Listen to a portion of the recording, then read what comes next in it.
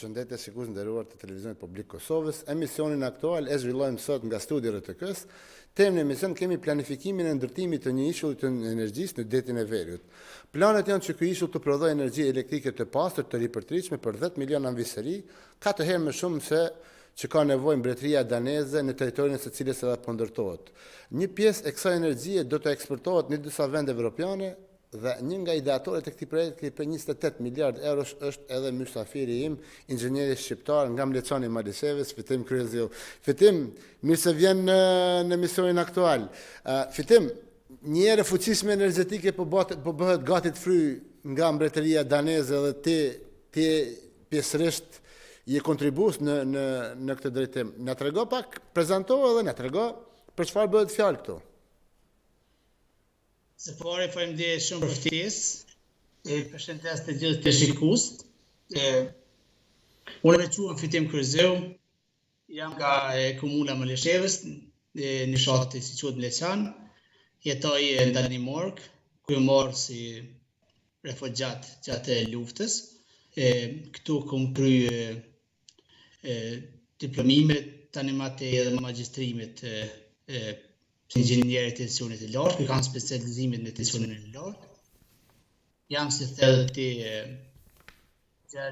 një ndër ideatorët e këtij projekti për ishullin artificial. Që pak se kush jam unë si person. Po nga të ka ardhur inspirimi me kontribu në këtë drejtim, domethënë. Na dim që Danimarka njihet është quajtur në kalumen për energjinë e pastër apo të ripërtritshme. Por më trego ka ndodhi ku erdhi ky inspirim i joti, domethënë. Domethënë me shku me bën një zgjidhje të tillë ku me dal në detin e Veriut, domethënë atë pjesën e Danimarkës që i takon ku është rrihet sovraniteti i saj në detin e Veriut për ta vjel, ta çojë ashtu erën, energjinë që vjen nga era.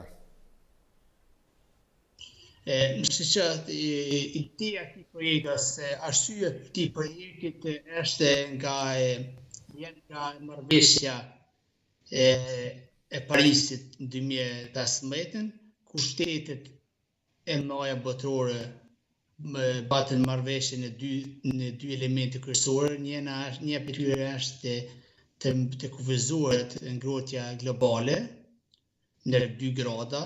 Po mundësisht me mundu për me ngrohen më kufizu të 1.5 gradë. Edhe dyta ka dekarbonizimi i pilotit sektorit të energjisë.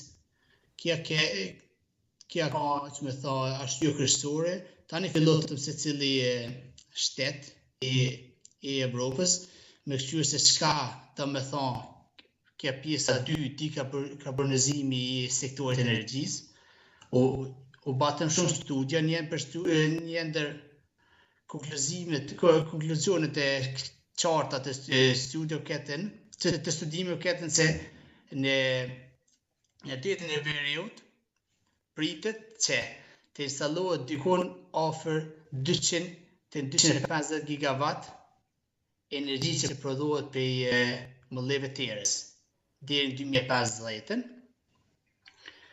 Tani kjo ku folke pra të masit të madhe të energjisë do të prodhohet, na fillotëm se qysh ne si kompani të jemi të lumë një rol aty, edhe filloj kjo ideja si të shqyrëm për ishullit artificial. Normalisht Danimarka është një lukë. Do të thotë prodhoni dikun energji sa 4 herë nevoja të anvisërive të Danimarkës. Është mjaft sfiduese kjo punë dhe si të ban mundi ty si një person i cili në Danimark ka shku si refugjat dhe tash merr pjesë në një projekt kaq të rëndësishëm energjetik, sepse synimi është me pas energji të pastër dhe të ripërtritshme. Po që kjo me ban të ndihem shumë mirë se ky projekt ka shumë një sfidë madhe. Edhe në kompaninë time, kompania ime quhet Energinet, është kompania e shtetit. Na mbërmbajmë edhe e planifikojmë zhvillimin e transmisionit të energjisë. E njëjta në Kosovë quhet Kost. ka qenë sfidë për fillimit se ka pas shumë që nuk I kanë besu kësaj ideje. Ka qenë utopi për shumë kënë kjo ide, po na që ta 4-5 persona që kemë qenë për fillimi pjesë e saj, na kena bën një luftë shumë të madhe për me arrit ku jem sot dhe për ato jem shumë krenar, edhe përsi unë e shoh ato si detyrë time në profesionin tim që të baj diçka për ambientin, të baj diçka për të ardhmen e gjeneratat të reja që të kanë një energji, të kanë një ambient më të mirë se si do të kishin nëse do të bëjmë asgjë. Po, tek North Sea Wind Power Hubs, I dator tjerë për ka janë, I vetëmi shqiptara, ka në I tjetër, apo kush janë ta tjetër? Besoj që kontaktet I keni bën studime kur I keni shkëmbyer edhe idetë se çka do të mund ndërtonit pasi që diplomoheshit. Që unë jam I vetëmi shqiptar aty, ka për firmës tem tash se cilën ditë projekti pa bëhet më I madh, çash për që tash North Sea Wind Power Consortium jem dikun offer 100 persona, por në fillim kena qenë vish 4-5 persona si kena fillu këto, po shqiptar jam I vetëmi unë. Ka Gjerman, ka Danez, Holandez, plot tjera nacionalitete. Si është atë këtë? Secili kemi rol. Është mjaft sfiduese, do të thot me bë një gjë të tillë në hapësirën detare, do të thot.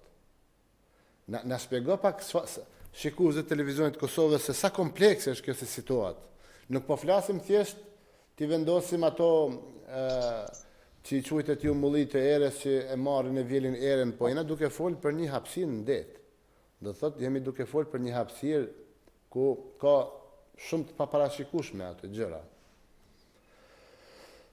Sa është sfiduese kjo? Është sfidë e madhe se edhe mod të lun rolin e vet se kur kur ki periudat hapësirat ku mundesh të punojsh në deti. Na kena shtyr detin e Vereut. Këtë detin e Vereut kena bën një feasibility study ku kena parashikuar se sa kushton të prodhosh 1 megawatt kreditin. Edhe aty kena gjetur tash të më thonë do zona ku janë zona më të preferuara ku është niveli I ujit më I ulët për me mund të marrë një ishull artificial. Se tash ka ishulli mundet të prodhohet në disa mënyra. Mundet të jetë sikur platforms, si është steel construction, si me hekrit, ose që jone është si na do me marru ishull atje. E për të marru ishull atje, dykon thellësira e ujit do të me ka më shumë se 25-30 metra. Mjaft sfida, po kjo duhet më përfundu në 2030, apo jo? Për me anis me prodhu energjinë. Faza parë se ky projekt për përfundim do të tash 10 gigawatt ose do të furnizoj 10 milion ambisje. Po faza parë e tij do të tash vetëm 3 gigawatt është kaq shumë.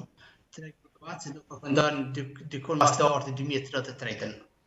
Që I bie këtë në Danimarka të furnizohet me të, nga kjo? Apo anvisrit? Po që Danimarka se ka atë nevoj për shumë energji, po ma shumë Danimarka shekit projekt që ti nimon në Evropës, që ti mujna ti plësojmë të dy elemente që u patën që vinë marrëveshja Parisit 2015. Normalisht Danimarka eksportoj shumicë energjisë në shtetet e afërme. Më trego, normalisht është pamundur edhe mos më bë lidhjen me Kosovë. Je inxhinier, merresh me elektrik, ta quash ashtu në këtë fushë.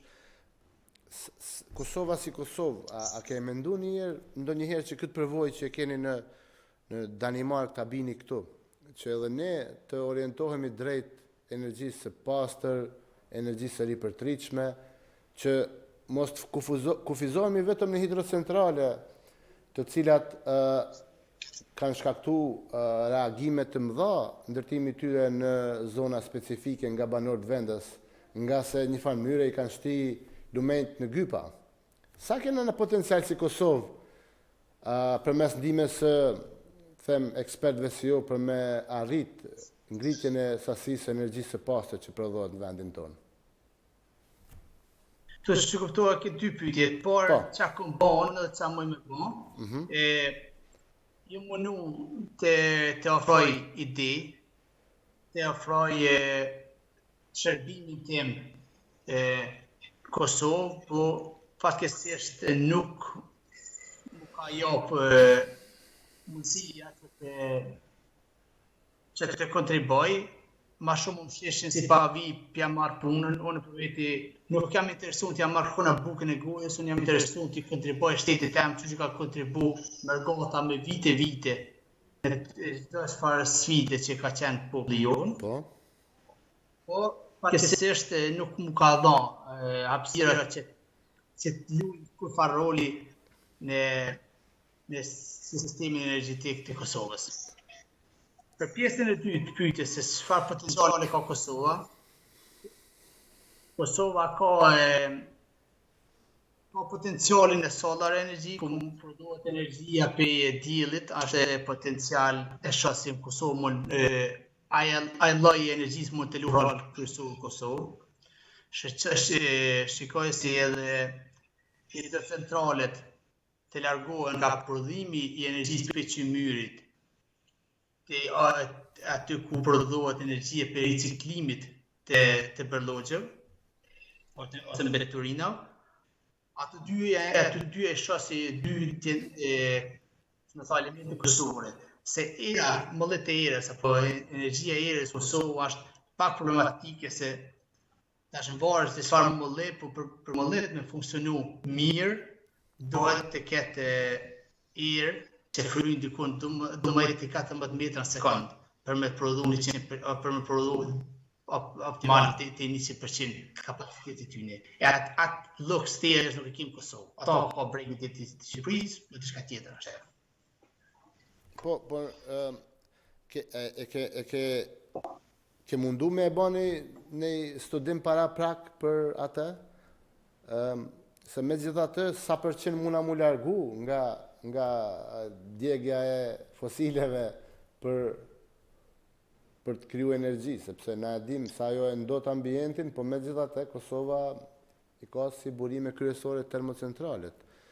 Si eksperti i fushës së energjisë, sa është këtë kalima? Na duhet shumë kohë për me kalu në një shumë të madhe të prodhimit të energjisë së pastër. Me përqindje. Po, si që ka saktu BE-ja. Tash ketë varet se çfarë investime Kosova dhe çfarë strategjie do ta ketë në sektorin e energjisë. Unë fatkesisht nuk pash nga asnjë parti gjatë zgjedhjeve se patën një plan strategjik se si do ta reformojnë sektorin e energjisë. Po me plan strategjik e shoh Kosovën si jo 100% me energji riprodhuese, po të ketë shumicën e energjisë riprodhuese mërna 10-20 vite vashme. Se kom folet për ndryshim radikal të sistemit të energjisë, duhet të kohë. Se një hidrocentrale apo një park i solare merkur të installohet. Po, do të thotë edhe një nga kushtet e BE-s për të sa i përket energjisë, po tashti po kam qef me prek edhe një temë tjetër përveç punës profesionale, është lidhja e mërgatës me Kosovën. Si e kështë definu të këtë lidhje? Përveç lidhjeve familjare, do të thotë e të ndryshme shoqërore, si është lidhjen e themin konkretisht të mërgatës në Danimark me vendlindjen me Kosovën? Po, lidhja e mërgatës ka qenë gjithmonë e fortë, në se cilën periudhë ose se cilën kohë Kosovës ju ka dashur mërgata ju ka përgjigj në mënyrën më të mirë. ose në mënyrën më mëshme, si gjatë luftës me të holla apo me kemi në Danimark shumë herosi në shkuar kanë dhënë më të shtrenjtën si jep një njeri me dhënë shpirtin për atë dhe edhe për ata kur krahasoj veten, nëse s'ka më bëj për Kosovë, ku na dikush si ka dhënë jetën e shoh kontributin tim shumë vogël në atë mënyrë. Çka kishit Po prit tani ju mo këtu si mergat? Çka mundet me bë Kosova për ju? Cilat janë nevojat e mergatës? Sidomos gjatë zgjedhjeve i kena pa, janë përfshirë shumë, qoftë me vota, qoftë me dëshirë me votu, dhe me thonë me kontribu. Si është të kalumen, dhe me thonë, sa ka qenë kjo mundësi që ju të ndihmoni Kosovën nga perspektiva profesionale, po flasë. Dhe si ka qenë dhe i tani për perspektives juj, ky lloj bashkëpunimi ta quaj? Shtenet kalume s'kena pas hapësirë, edhe aq të madhe të kontribojmë, se jo veç Danimarka, po Mërgata ka plot fitima, me mije fitima, ka edhe ma të mirë fitima se si jam unë. Po hapësirë s'kena pas të kontribojnë. Jam njeri shumë idealist në atë mënyrë si besoj të mirën e çdo kujna në atë mënyrë. Besoj se qeveria e re do t'jep hapësirë më të madhe, edhe përsi kam dyshimet e mia si s'do të ndodh, po besoj që do të ndodhë kundra. Po, tash po kam qef pak me folë edhe për çështjen e integrimit në shoqërinë e Danimarkës, do të thotë keni shku atje në kohën luftës dhe prap si e shihni, çfarë ka qenë integrimi, sa jemi të integruar në atje. Po flas konkretisht për pjesën tuaj të Skandinavisë, dhe me thonë të Danimarkën. Si janë të organizuar shqiptarët e Kosovës atje apo shqiptarët në përgjithësi që jetojnë? Janë me mësit vete janë shumë të organizuar në të mënyrë që na kem shoqata, kem radio tonat në Danimark, ose kem pas e kem hala, kem javë kulturore në Danimark që organizohen ka Mërgata jonë këtu. Po sa janë të integruar Mërgata në Danimark, është sipas mendimit tim me shumë aspekte shumë integruar. Kem doktora që kanë kryer doktorime këtu në Danimark, kem muzikantë që janë në top listat e Danimarkës, po se cilën lami kem shqiptar që na krenojnë këtu në Danimark. Asa për tjerë pjesë Skandinavisë, përbes nuk kam qenë me fol për diçka që nuk di. Po, prandaj të pyeta vetëm për Danimarkën me shiku për integrimin e Mërgatës tonë atje, sepse jemi dëshmitar që ka pas vazhdon të jetë një debat, ta quaj ashtu në thojza, debati për gërnaçat e Mërgatës, dhe me thonë për atë se çfarë përfaqëson, çka ka përfaqësuar të kaluamën dhe çfarë përfaqëson sot Mërgata jonë atje. Prandaj aty bëna këto pyetje që me tregu se njerëzit tanë në perëndim shkëlqejnë profesionet e tyre edhe nuk dallojnë nga vendet dhe banorët e vendeve mikpritëse. Si e sheti këtë debat që po ndodh kohëve të fundit? Sa i përket Mërgatës?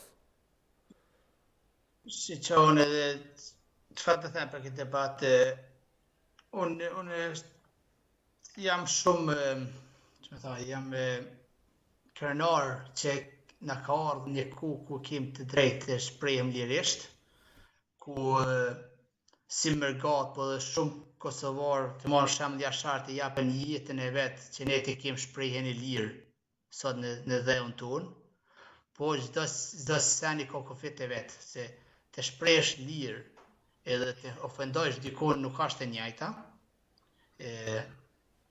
Po atu sipas mendimit tim edhe ju si media luni një rol se mënyra më e mira që të ndërprehet ky debat kundër ose për ose kundër të Mërgatës është që injorohet pak debati, të lehet Mërgata të kontribuon në atë mënyrë që ka kontribuar gjithë. Po edhe kjo tjetër më thënë se Mërgata, ose më fol për veti, na si Mërgato, ku 10 vitet e fundit kena, që më thoj, ju kena lënë pa Kosovën që ti merr kam të veta, kena ofru ekspertizën tonë, dijen tonë, po s'jena të përzinat në mënyrë shumë. Po ndodhen dhe sene që po na obligojnë që dhe na të morëm një rol më aktiv në integrimin e lloj-llojshëm në Kosovë, që se pak të bile të mbrojmë mërgatën që s'po ofendohen në lloj mënyra për momentin. Kur jemi tek vendlindja, mërgata, njerëzit që janë jashtë, që një pyetje, po e citoj ish presidentin Amerikan, mos pyet George Kennedy, i cili ka thënë edhe mohat men edhe përdoret shpesh kjo fjalë, mos thuj çka mundet me bë shteti për ty, po çka ti mundesh me bë për shtetin. Çka mundet me bë mërgata ose konkretisht ti si pjesëtar i saj në Danimark, çka mundi me bë për Kosovën, domethënë, përveç asaj ndihmës që dërgohet remitencave që dërgohen kryesisht te familjet dhe tek të cilat para pastaj hin treg dhe shpenzohen në drejtime të ndryshme që e mbushin atë ta them ashtu qesën e njerëzve në Kosovë, këto të cilët e kanë më vështirë të mbijetojnë. Përveç kësaj, si e sheh kontributin tuaj për Kosovën? Po shqyqa tash, Mërgata ka gjithmonë ka kontribu për Kosovë, ka prit shumë pak për Kosovës. Dhe me thonë, na kena jetu me fjalët e ish presidentit të Amerikës që të jesh ti kontribus e jo të për diçka për shtetit. Po, si të qoftë, ne si Mërgatë përmes të hollave si që në Kosovë, na kena mundësi që dhe dija jonë të eksportohet, të jem personalisht unë jam dispozicion të çfarë do sektorit publik në Kosovë që të shprej idejat, mendimet të mia për sektorin e energjisë në Kosovë. Në atë mënyrë kemi edhe mjek, kemi pilot, kemi gjithë shka në Mërgatë që mund të kontribuojnë në lamit e veta që Kosova të zhvillohet më shumë. Fitim, të falenderoj për pjesëmarrjen në emisionin aktual. Unë munduam që të bisedojmë mbi atë, mbi projektin tuaj energjetik, por edhe për lidhjen që ka Mërgata e Kosovës me vendlindjen në këtë vend të Skandinavisë, të Danimarkës. A do më shtu diçka për fund? Faleminderit shumë për ftesë. Shpresoj që ata të reja në Kosovë që me kanë djekur sot ose me shqyqojnë në të ardhmen, të shohin, të marrin mu si inspirim si kudo që je mundesh të bëjsh diçka, shpresën s'do ta hop shkur, se me mund edhe me pak dije mund të arrit njeriu të pamundshmën. Aja ishte ka mesazhi im për të rinjit e të reja të Kosovës. E për ju më falenderoj shumë për ftesë. Dëshiroj shëndet në Faleminderit, Fitim, suksese me punën tuaj në projektin masiv të krijimit të energjisë së pastër. Faleminderit edhe një herë që ishe pjesë e emisionit aktual. Shikues nderuar, kaq për edicionin e sotëm të aktualit, biseduam për rolin që kanë anëtarët e Mërgatës tonë në projekte të ndryshme masive të energjisë në Danimark dhe tani ju ftoj që ndroni me kanalin e parë të televizionit publik Kosovës dhe më mbet se nga unë Gjergji.